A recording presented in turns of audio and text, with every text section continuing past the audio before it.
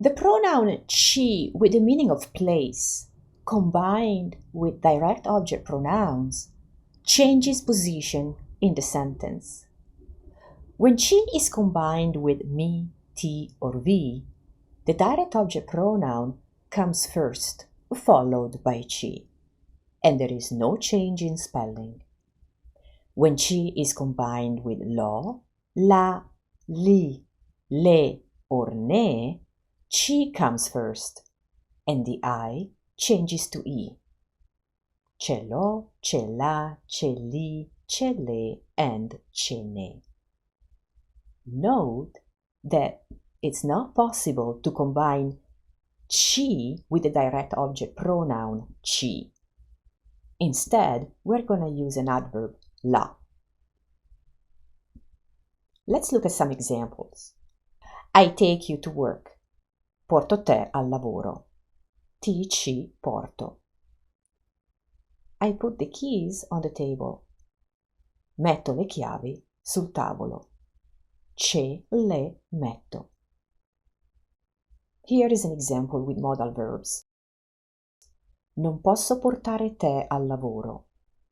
I cannot take you to work. Non ti ci posso portare.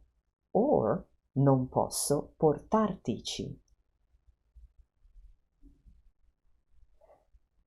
Now, an example where we are supposed to use the pronoun ci place in combination with the pronoun ci, us. So let's see what's going to happen here. Luca porta noi alla stazione. Luca takes us to the railway station. Luca ci porta là. He takes us there. Again, we cannot have two ci together, so we use la instead.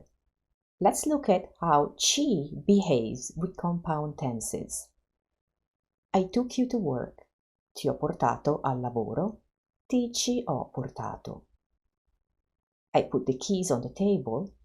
Ce le ho messe. As usual, the ending of the verb has to agree with the direct object pronoun. And with modal verbs, the same rules seen before apply here as well. I had to take Laura to the railway station. Ho dovuto portare Laura alla stazione. Ho dovuto portarcela. No agreement here. Or ce l'ho dovuta portare. When the pronouns precede the verb, the past participle agrees in gender and number with the direct object pronoun. In this case, la, Laura. And this brings us to the end of our video series. If you have any questions, reach out to twincitiesitalian.com.